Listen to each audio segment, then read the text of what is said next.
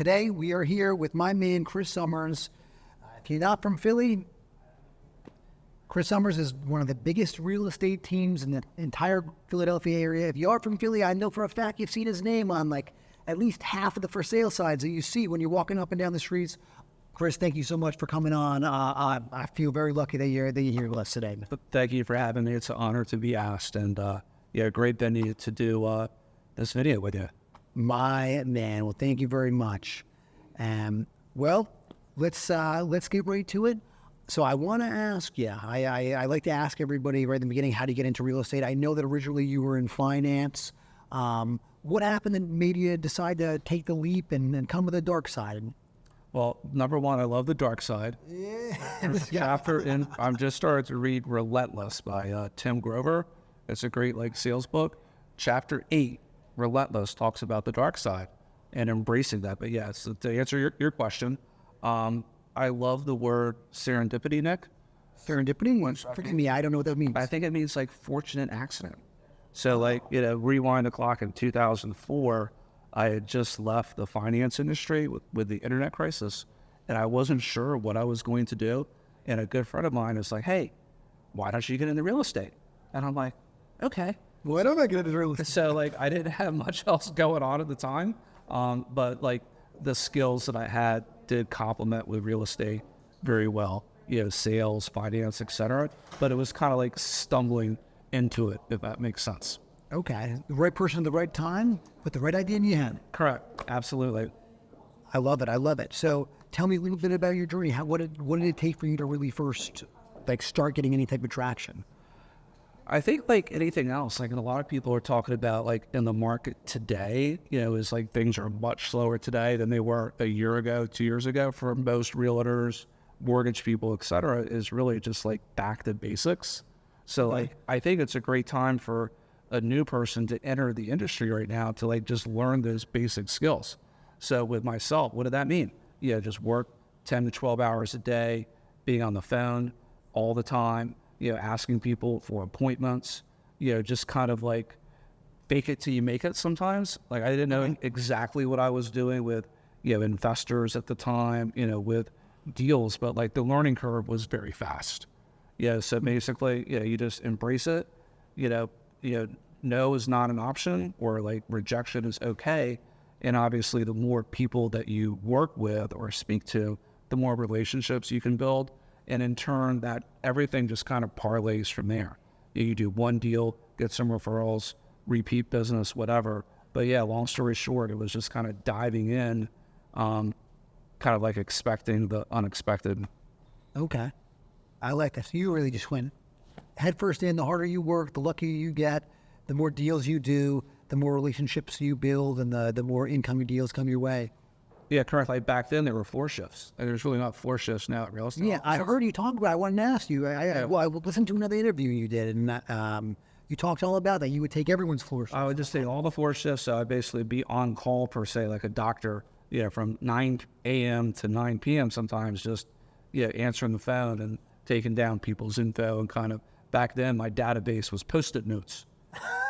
Everywhere. Very organized. Yeah, but now, and, I'm sure that some of the questions will get, to growing a team and whatnot. Yeah, but it's just one step at a time in terms of, I like the word listings, leads, leverage. So the more leads you have, obviously, the more activity, you can have, in our field. There's tons of opportunity out there. You just have to be in it every day and be proactive and not reactive. Okay, what are some ways that people can be proactive? I have a lot of my audience is either just getting started, they're looking to do some of their first deals. Yes, I think one way to be proactive is to join a team. I think it's very, very difficult to be new and a solo agent at the same time. Can't be done, of course. Some people just might have a huge sphere of influence. They might know a lot of people, maybe their family's in development, or, in investing and whatnot, and they can kind of get business that way. But if they don't, especially with the way, that real estate is kind of heading, where it's really hard for one person to wear all those hats. If someone's on a team, maybe the Summers team, just maybe the Summers team, Why wouldn't they be with the summer team? right? You know, If you have them. yeah, correct. Yeah, they, you know, it's like who's interviewing who here? Yeah, because we'll interview the people pretty, in a diligent manner if they want to join our team.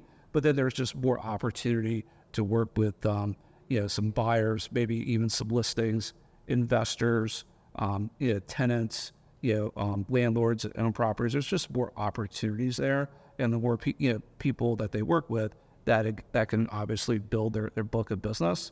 Yeah, but in terms of what could work now, obviously everyone's on social media now. It's getting a little diluted. Video marketing is very cool.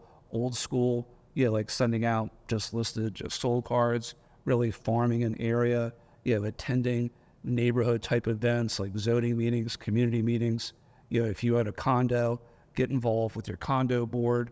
I think a lot of this is just going to be like grassroots efforts in terms of just building connections with people, connections that actually mean something, where there's trust and rapport, because when that consumer is thinking about buying or selling, typically in their mind, they're thinking about 3 people. That's it, 3. So if they know you, chances are you'll be one of the 3, but sometimes they might know the person, but don't know that they sell real estate. So that might mean like doing some letters and whatnot, farming an area. And when you have a listing, really kind of go balls to the wall, with some marketing to kind of like let people know that, hey, you're out there selling real estate. Long answer to your question, that can kind of go on for a long ways, but a lot of that is just like back to basics. Back to basics, getting really into your community, letting everybody know that my name is Chris, I'm here to do deals. Correct. Or hey, I'm here to do some investments, some wholesaling, some assignments, or whatever field is in, and then really kind of connect. Sometimes it might be connecting with realtors at the shore, so you're kind of like referring business back to each other. There's a lot of different ways to get business, but you have to like really build those connections and relationships to get there. And if you're just starting, that's fine. It's exciting. Like maybe a goal might be, hey, I'm gonna meet with 5 people a week in person, or at least a Zoom kind of conference kind of thing, and just looking to get appointments to like build those relationships. Relationships are everything. Correct. All right. Well, so then let me ask you, how do you make the jump from being an agent to being? There's a difference. Being an agent to actually having a team of agents. I'm personally in the process of building my team right now and growing my team. Right. And they don't tell you, Chris, that having a team is difficult. I want to know how. I want to learn as much from you on this as I can. Well, speaking of teams, we have to give a shout out to the Phillies team. Oh, yeah, Phillies. Game 7. We're shooting this Game 7 is tonight. I just sold my tickets to Game 7, letting someone else have that opportunity to be part of that team. I will work on my real estate team a little bit tonight. But no, I think that kind of gets back to like the listings, leads, leverage. Like some people might say, hey, I'm going to build a team. But if you don't really have much to offer that team, they're really not going to stay with you. So like the people that are on, our team, a lot of them have been with us for a long time, number one. And number two, like when we talk about the success of the Summers team, obviously, it goes much further than just Chris Summers, because there's 20 agents on our team and they all do an exceptional job, and they all kind of like add to that production to kind of get to that top number where we're selling. We might not hit 100 million this year just due to the slowdown, but we've been hitting that pretty much consecutively like the last few years. But it's really, to get back to your question, it kind of starts. Remember when I had all those Post-it notes in the beginning? I like the saying listings, leads, leverage. And it might not be listings, but, the combination of like, many listings, many buyers, means what? More leads. And when there's more leads, and however that you're generating them, like, we're a partner with Zillow, the listings that we get, things come in, we have a database of 30,000, type, people. So there's a lot of business that comes with that. And then that gets to the leverage part. So like if you're really busy, you're not building a team, maybe you're getting an assistant, maybe you're getting some support to help move that forward. With us, it was just like adding a team member, and then adding another one, and then adding another one.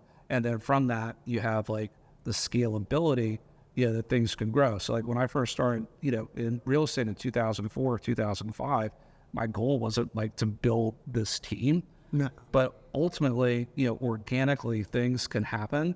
And I think whatever business you're in, I think that's the opportunity, is as things do grow in an organic manner, to like go with that. And if it's working, double down on it. If it's not, pull back.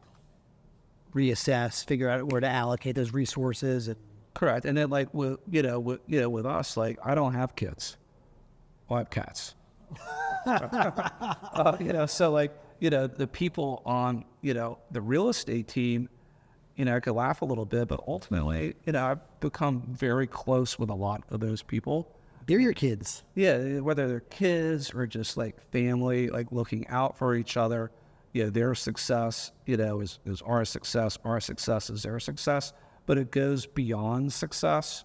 It kind of just comes down to like, having each other's back, looking out for each other, being, excited about growth. And I take pride, for the people that are on our team that do have kids to like be a part of their growth over the years.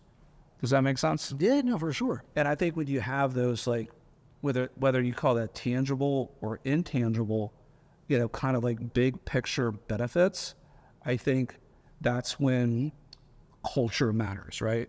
And that's when people, maybe they can get a little bit better of a deal, at broker ABC or DEF, but then that's not really as important, as, this big picture kind of culture and energy. And even if they did get a quote, quote, better deal there, maybe their business would go down because they're not getting as much, overall business as a result, from being part of something awesome. Yeah, and such a big name with such a great reputation. Yes, sir. I love it. I love it. I definitely understand that. For sure. And I'm sure that that's probably the same thing might be happening with the team that you're growing or starting to build, or at least setting the intention for that to happen, right? Yeah, no, for sure. I try to make it as much of a family atmosphere as I can. That being said, on the wholesale side, it's a little different. Most of my people are overseas. Most of my team is virtual. Love that. Better. I got a couple of people that are here in the States. They're in Philly, but they are just appointments.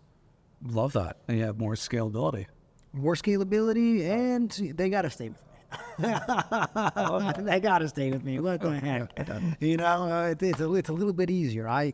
You must be very good at managing people. To manage 20 people, I've got 2 people that work for me full time, and it's a lot for me to manage. What kind of advice do you have for me or somebody else that's just building your team as far as managing all that? Like, what kind of a role do you play in that?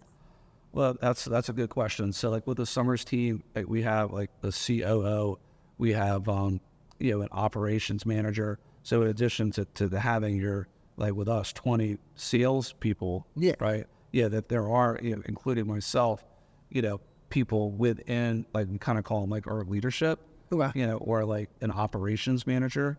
Like we have a fantastic operations manager, Leah, that could really help, with the organization, the process, the systems, because all those things kind of become a foundation or another benefit, or it adds to what we call our value proposition for people to either join our team or stay on our team. And then with that, I don't really like having like tons of meetings. Okay. Yeah, I think like the more meetings people have, like you have diminishing returns. The less work it actually gets done. Correct. It's just more like this, but we do have like 3 sales rally calls a week in the morning. We started that with COVID, and we decided to keep doing it. They're optional, right? Mm-hmm. And where people can kind of share their wins or challenges, or we'll talk about opportunities for the week, open house opportunities, or maybe things that they can do that week, to grow their business. And then overall, from a whole team standpoint, we have 1 monthly team meeting. And we are doing that in person now. So, but with that, there's the individual things that come up. And I think when you have a team, like there's a lot of collaboration. So it's not always people, coming to me or Stephanie. It could be them kind of going to other people on the team, for support, questions or whatnot. So it becomes very collaborative, instead of just like, more like top down kind of thing. It's more, I hate to sound like Joe Biden, middle out kind of thing. But very like collaborative. Oh, that's good. I think Not, yeah, that wasn't the best analogy there, but I think collaboration is like a buzzword, in today's kind of like team environment. Yeah, I could see how people would really love being a part of something like that. I think so. And, I think it kind of speaks for itself. Like with most people that have joined our team really haven't left. The only people that have left really over time has just been either A, attrition, or B, they moved to the burbs, so just kind of wanted to be, somewhere closer to where they are. Okay. And so where are y'all getting the majority of your listings now? Where are you guys as far as a marketing standpoint? What are you seeing the greatest return at? Well, I mean, our bread and butter, like we're shooting this in Northern Liberties right now. Yeah. Like our bread and butter over the years, which is still the case, has been 19123, 22, 25, 34. Yeah, Northern Liberties, Fishtown, South Kensington, Port Richmond, River Wards area. Yeah, but just with our reputation and a lot of people joining our team that live in various parts of the city, our composition, is really all throughout, the city. Like we're not like too far out in any one direction. And the team does some business in the suburbs, and the suburbs market is still crazy on fire. Philly's. Oh my gosh, I want to start getting a little bit more into the suburbs. Yeah, I think that will switch. It's funny how the pendulum goes back and forth. Where I remember, this was before COVID, obviously, so maybe 4 or 5 years ago. The quote used to be, I think it came from Alan Dom, is like, you don't want to be the last one in the suburbs. It'll be the last one left, because basically everyone was leaving the suburbs and coming into the city because we have the lifestyle, the restaurants, the sports, all the activities, and that's still the case. So I imagine at some point, the people in the burbs will start to get bored again, and then they'll come back over. And maybe with new mayor or whatnot, we'll have less issues with public safety, and some of that stuff will go away. So I think that pendulum will, revert back like it always does. But for now, the burbs are enjoying, their incredible real estate strength, and that's fine. Philly, we will get that back. We'll get it. Just a matter of time. Let them have their moment for now. Enjoy what you have. Yeah. You're going to get bored. You're going to want to come back to the city very soon. That's what I would think. So I heard you say in another interview that the city needs to do a lot more to incentivize people to be buying over here, at least on the investor standpoint. I agree with that. Yeah. I'd like to hear more about it. What do you think they could do? That's a good question. I think the whole L&I zoning process needs to be completely overhauled. I think, the process of getting permitting and whatnot, whether it's development, needs to be much more streamlined. I think how one regulates the smaller investor, like all this anti-landlord stuff and pro-tenant in its form, the unintended consequences has been higher rental amounts, has been less rental inventory, and it's also led to less investment, in terms of, I'm talking more about your smaller investors. Yes, the Post Brothers and whatnot are still doing their thing. The big developers, there's apartment buildings all up and around. But what Philadelphia has done is squeezed out a lot of like the people that just want to maybe own 1 to 5 properties. Because all those people that have owned 1 to 10 properties, for the most part, in the last few years, when their tenants have moved out, what have they done? Sold the place. They sold them. And maybe it's you, but who bought them? An owner-occupant. Oh, okay. The owner-occupant would buy them, so that rental inventory goes away, less rental options for the tenant, less investments coming into the city. The transfer tax coming down, with sales, and the tax abatement change, was ridiculous. There's so much less revenue coming into the city as a result of the policies that they incorporated to be more protecting the tenant, which in reality, what they did is they just made things worse. So I know that there is a way, to incentivize investment again, protect the tenant at the same time.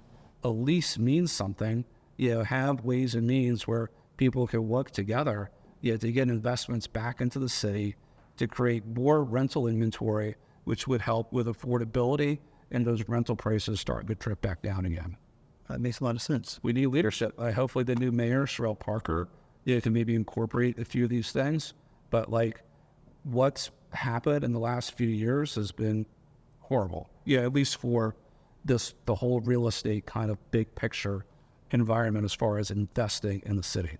I have a lot of people that have been buying from me for a couple of years, and more of them keep saying, Nikki, I'm looking for stuff in the suburbs. Send me stuff over in Bucks and Montgomery County. So I'm hearing it more and more. Yeah, a good friend of mine, I won't mention his name. I did a Facebook post. He goes, Chris, I'm going to Wilmington. I'm like, why? He goes, I'm going to look for investment properties in areas that are more landlord friendly. And that quote, it was the same for Jersey, these other counties outside. And it's the same thing, like in terms of like jobs coming to the city too. The regulatory tax environment is so strict, or it's so high, that a lot of those entities, what are they doing? They're not coming to Philly. Maybe they're opening up, in the burbs, or, the biotechs, in Conshohocken or up and down 202. We're losing higher paying jobs coming into the city, which, what does that do? That helps fuel the real estate market too. As the real estate market is fueled, that helps the overall Philadelphia economy. As that is doing well, what does that mean? That's more tax revenue coming in. What does that do? That's more revenue that goes to the schools. And what needs the most help in Philly is really the schools. For sure. And increasing equity, in these other areas that need it the most. So I think it's just like getting back to like big picture, common sense type thing. I remember speaking with every city council people, with the exception for the ones that just wanted to abolish the tax abatement completely. For those people I didn't speak to at all. This is like when I was, past president of GPAR, and I would basically look them in the eye and I'm like, well, why are we doing this? Because it's very likely that the economy might change in a few years or very soon. And I would just get a blank stare, so maybe we can get back to, having a full tax abatement to help spur development, because most of the development is building for lease and not for sale. Number one. Number two, for these areas that need it the most, like the areas that are kind of like need the most growth, why not have a 20-year abatement, for properties that might sell for $300,000 or less? Like the numbers might not even work for a developer. Yeah. But these are things that can be done to like re-incentivize growth in areas that need it the most. Okay. You're right. Long answer to your question. No, I love the long answer. You're right that you don't see that much development for anything other than rental properties. Other than big buildings like this, you don't really see a ton of it. It really has slowed down dramatically. Obviously, inflation, building costs, going up dramatically, and then obviously with interest rates, going through the moon and surging, construction financing much more difficult. So, for developers, like the build to rent strategy has just obviously come more into what makes sense versus build to sell. And obviously by doing that, it does create more density into these neighborhoods that need it the most. But at the same time, home ownership percentage is declining. And what will always make a city or neighborhoods like thrive the most, obviously, there's nothing wrong with leasing, but if that home ownership percentage declines too much, that could affect quality of life, and that ultimately could affect, home prices, as things progress. But I do think with inventory being low and that pendulum that I was talking about, that question, why own when I could lease, will be flipped back to why lease when I could own, and not, for people really need to have those advantages of home ownership. Philadelphia and the neighborhoods obviously would want that home ownership too. So I think if we all kind of work together, that is something that should happen. And if it did, I think that's a win-win-win across the board. Okay, and I haven't heard anybody say that. That makes a lot of sense. I'm pretty smart sometimes. Yeah, I would think so. It depends on the day. That's the day. What the heck, man? I caught you in a good time there. Yeah. Look at this. How much do you think the interest rates right now have to do with that? I mean, everything, right? So like, rewind the clock a couple years ago, like some investors might be buying, multifamily buildings or other single family, for investment. But like with interest rates, I mean, it's 8%, just for owner occupant, maybe down a little bit.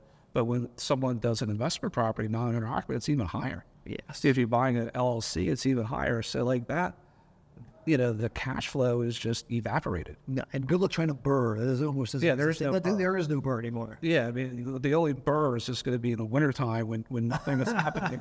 And we're going to be freezing our ass off. But so for the interest rates have really crushed the investor market. You've combined with what I mentioned earlier, just about people are afraid to lease, because they're afraid if their tenant stops paying, they might not be able to evict them unless they have all their paperwork in order. The interest rates are obviously affecting the sales market, because the payment shock of where things were even 6 months ago, let alone a year ago versus today, is significant. Not historically, rates are still low historically, but just the shock of where they are now versus not too long ago is huge. Humongous. So our velocity of transactions are down 40% year over year. So a lot of that, has to do, with interest rates, some, public safety, some just, hey, I would just rather lease, when I can own. Okay. And to adjust for that, you're going back to the basics. Yeah, we got to go back to the basics. You can't really count on the market, right? Because as interest rates do come down, obviously there'll be more and more activity, right? Of course. But if you're going back to basics now, it's that much more people that you're speaking to, building relationships with. So maybe, if they buy 6 months from now, maybe they're leasing now, a year from now, 18 months from now, at least, hopefully you're the one that they're connected with, not someone else. Definitely more of a long game follow-up. Correct. Those sellers, they're kind of stuck. Because why should they buy somewhere else at 8% and sell their 3 or 4% house? As that changes, to be in contact, with those people. This is really the time, I think, to obviously there are motivated buyers and sellers. Always, no matter what. Yeah. So to do the best you can to kind of get back to people right away. Really cultivate those relationships, show them the benefits of buying now. Because when rates go down, there'll be more demand, prices will be higher. If they're a seller, show them the benefits of selling now. Because there's a lot of people that are on the fence, and if they have the right info, chances are they won't be waiting. But until you have that high level Q&A with someone, it's just unknown. Okay, so if you got to really dig into what the root of the issue is, or what their main concern is, and if you can tackle that, you can get the sale. Correct. What's the goal? What's the unstated objection? What's the stated objection? And then really kind of, and if you put yourself in the path of being the guide to help someone to the next step, and that next step might not be sell now, buy now. It might be, hey, let's just wait things out. Because a lot of that might be based on their personal situation. My job here, I might only be here for another year or two. Well, okay, it makes sense to lease and kind of position yourself maybe to buy, once things get more solidified. So each case is always going to be, it depends. And if you have That's a good way to answer. It's true. Always. And if you have the right kind of education, tools, info, then you can kind of tailor perhaps, what might make the most sense for that individual.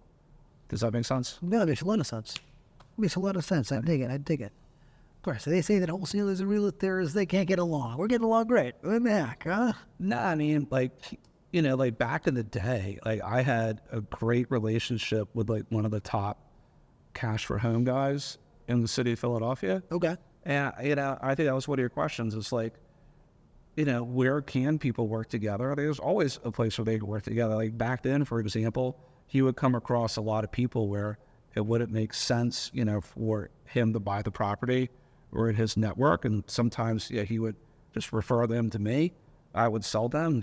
I'd give him a referral because, he was licensed kind of thing, or it can kind of go back and forth, but, I personally have acquired a number of properties over the years as investments from wholesalers. From wholesalers. Yeah, where people assign, it's the same thing. If you're assigning. Yeah, signing, wholesale. You're a wholesaler. It's all the same. Right. So I think it's great to have those connections, whether you're an investor or, in my case, realtor or even team leader, because there's more options, where if you have something, maybe there's someone in our network that wants to buy it. The consumers felt it big time. Obviously, we felt it too. now it's a kind of a different environment where there's just so few transactions. It's affecting the people in the industry, but not as much like the equity, with the consumers. Buyers are certainly feeling it too, with affordability, being much, more or less affordable now than 2 years ago, let alone 6 months ago. But hopefully that will change. Hopefully they will change. Hopefully they bring down some interest rates, incentivize people to buy more. But I definitely agree. It's the people that are in the industry that feel it. Yeah, the city of Philadelphia back in the day had like an $8,000 like first time home buyer credit. It's things like that I think that can also spur some activity, and they can kind of like maybe kind of have it be for purchase prices up to X amount, 250 or 300. The first time home buyer kind of like fuels our market. But it's things like that is one example of an incentive that kind of like makes sense, to everyone. And, and I think it would be the goal for the city to promote home ownership where they can. There's grants and whatnot, but like a home buyer credit, I think it could be even more of an incentive. So just one example. Yeah. Now, what do you think what's the next hottest up and coming market? What's the next fish town, you think? Well, like I always like to say, like if you think about it, Northern Liberties was super hot, and then we kind of call it like the transformation, as you kind of go up into the Riverwards area. So like Fishtown, is already there, right? Maybe certain parts of Fishtown, like East Kensington and north of York, pretty much already there. So really like the next area that we sold Kensington Courts years ago at Frankfort and Lehigh. So the next areas is really like the push north of Lehigh, which would be into Port Richmond. Port Richmond is really more east of Aramingo. And I always talk about Port Richmond is great. Port Richmond's fantastic. It's beautiful in Port Richmond. And the Richmond Street corridor will slowly get better and better, like as you kind of go up Richmond Street. So I think for either first-time home buyers or investors, Port Richmond, and then for the investor side, it's really north of Lehigh, kind of going into whatever you want to kind of call that section. Some people call it Richmond. It's not really Port Richmond, or Harrogate as you go up. Yeah, where all the palm trees are.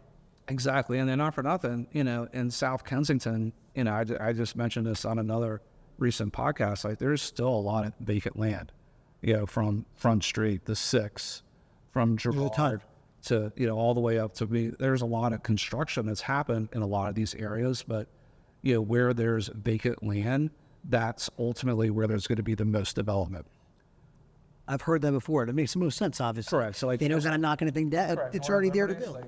The only thing you could find might be like one lot here or there. The heart of Fishtown, there's really nothing left there in South Kensington. And then you combine that with some commercial activity. So you have the American Street corridor. There's more and more things up and down American Street now. But like once you kind of go past like Cecil B. Moore, it's the opportunities there are endless. So like whether it's development or even if you want to piggyback off of that, you could just buy a house in South Kensington. In my mind, you're going to have much more appreciation than you are buying a house in Northern Liberties. Yeah. Now, obviously, Northern Liberties, like it's been around a little bit more longer. You have the Northern Liberties Neighborhood Association, which does a great job. Might be a little bit more safe, right now.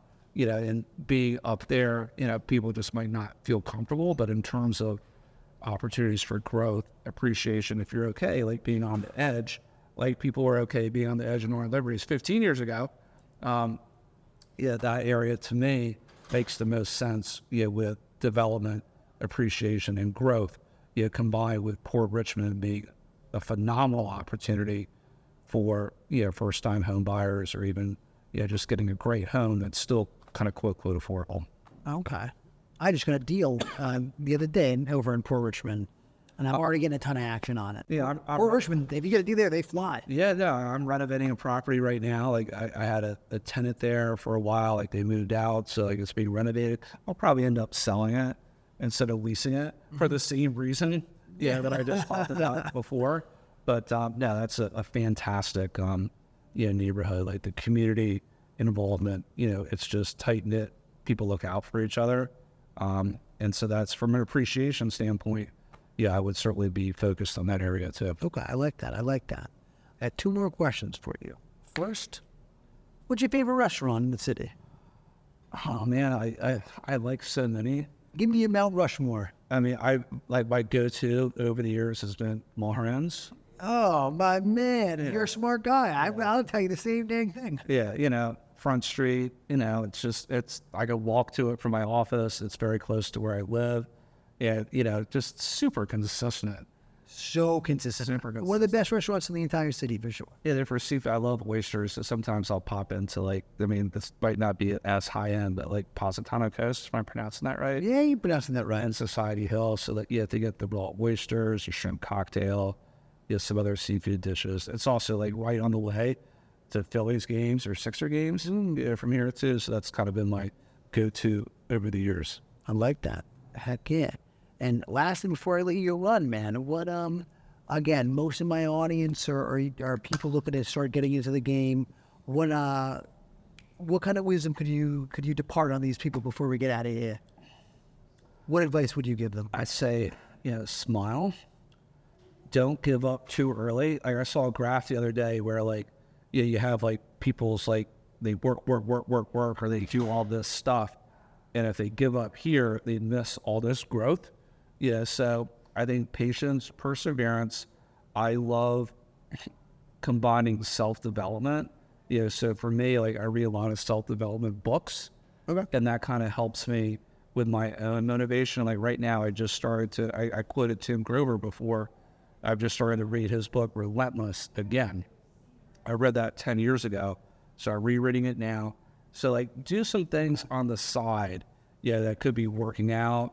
It could be self-development that kind of help maintain and provide, I guess, some inspiration and motivation to keep going. Yeah, and then I think the main thing, maybe the best advice really is I love the quote, we're hanging out together. This is going to help both of us. For sure. Is you become who you surround yourself with. So if you're if you're not on a real estate team, be at a top office, where there's a lot of people doing great things. If you're on a team, well, obviously that's happening already. But there's some quotes out there. If you want to be a multimillionaire, you got to hang out with 5 or 6 multimillionaires. Yeah, right. So real estate, think about you become who you surround yourself with. And that's great advice. Great advice. Thank you, Chris. I appreciate you joining us today, my man. All right, everybody. Go Phillies. Go Phillies. World Series, baby. Hopefully. I don't want to jinx it.